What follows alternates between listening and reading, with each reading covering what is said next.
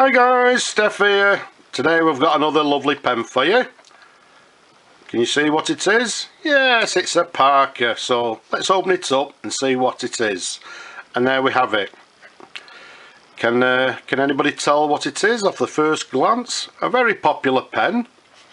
So let's take it out of the case. And you can see the case is a little bit tatty, but it all goes back into place like so. So let's pop that to one side. And what we've got for you here is an absolutely gorgeous Parker 45 Insignia fountain pen.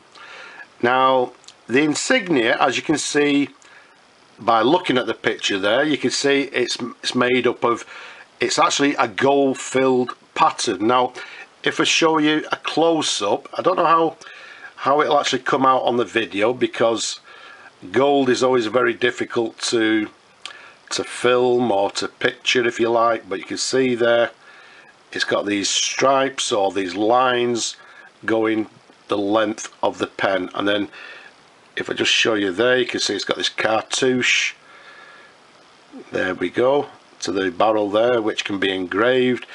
If we show you the bottom of the cap, you'll see it says Parker, and then if we turn it round slightly, you can see it says made in the USA. Now as you can see from the top there, it's got a very standard and very recognizable Parker Aero clip to the very top there. It's got this slightly concaved stud to the top of the cap there, which actually complements the bottom, if you like, the bottom of the barrel there. Now what you'll notice here, now this particular one, the Parker Insignia with a black barrel cap, if you like, or barrel end, this is actually the earlier model. These were launched around about 1965 with this black black barrel end at the end there. And then later on, what Parker did, they changed it, and they actually, from gold filled, they actually made the pens in gold plates and put a gold plated end to the end of the barrel there. So by the fact that we've got this black section to the end, we know this is the earlier version, and I say around about 1965. The size of the pen from the top of the cap to the end of the barrel, around about 136 millimeters capped. Around the barrel here, it's approximately 11.5 millimeters in diameter, and as I say, all in all, a beautiful pen. The nice thing about this particular one, as I say, it's got this lovely sort of line pattern to the whole pen, is that you can actually feel the lines are actually still quite prominent. What tends to happen over the years, you know, the pen actually wears and it just feels like a smooth pen. But this one, because, well, in my opinion, it's absolutely superb condition, like new, and you can actually still feel these lines to the pen, which are quite prominent to the touch. So all in all, beautiful pen. Now let's take the cap off, oops, which is a slip cap, and as you can see, that's how in good condition it is. It's quite stiff. A lot of these tend to sort of wear and they become quite loose. This one's still quite stiff. So let's give the pen a little bit of a twirl. An absolutely beautiful pen in lovely condition.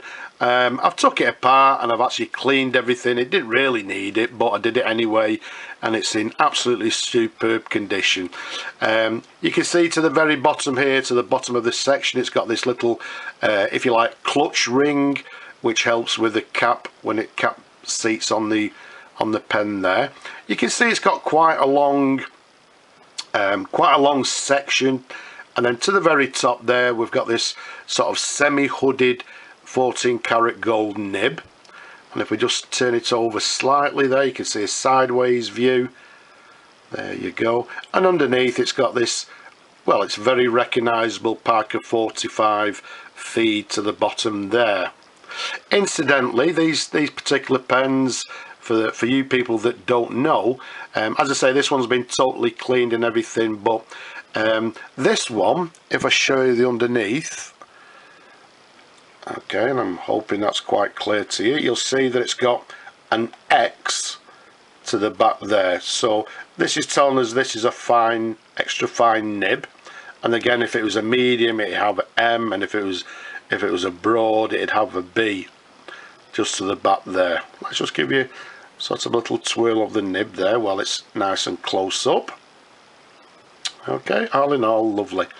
But what I was actually about to tell you is that for you people that don't know, if this nib was not suitable, other nibs are available, and the lovely thing about them is that you just simply unscrew, says that, unscrew the barrel. No, we don't. There we go. We unscrew the nib like so, and these just simply come out like that. As I say, it's been totally disassembled and I've cleaned everything, all the channel, etc. So at this point you may want to get a medium, broad, whichever size you prefer. That then just sits inside like so, and then all we do is just screw it back home like so. So absolutely lovely pen with interchangeable nibs if you wish. Now what we do, we just simply unscrew the barrel, and as you'll see inside, we've got a standard Parker 45 converter there.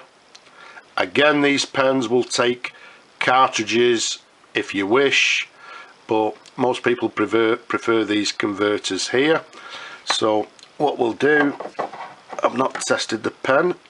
Let's unscrew the cap off the ink. Let's pop the nib inside.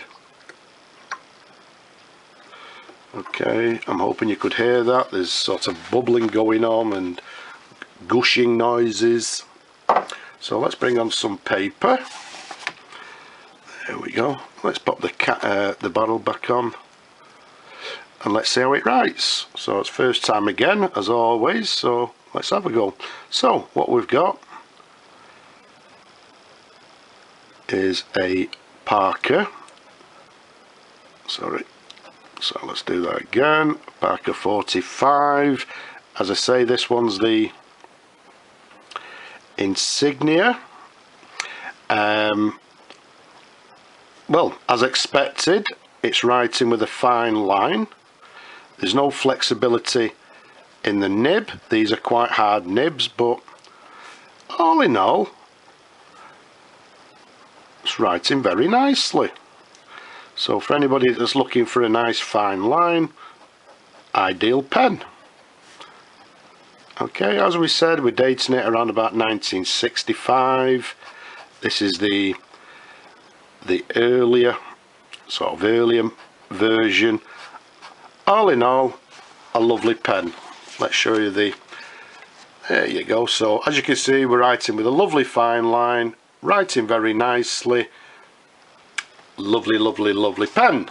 So I'm going to keep this one quite short, so let's pop the cap back on like that, which simply sits home like so. So what we've got for you there is a beautiful Parker 45 Insignia. As I say, this one's gold filled. The later versions, they brought them out in, well, they were gold plated. And before anybody asks, I believe, and don't quote me, but I believe gold filled is a thicker gold content as opposed to gold plated. I think that's right, so don't tell me off if I'm wrong. So there we have it.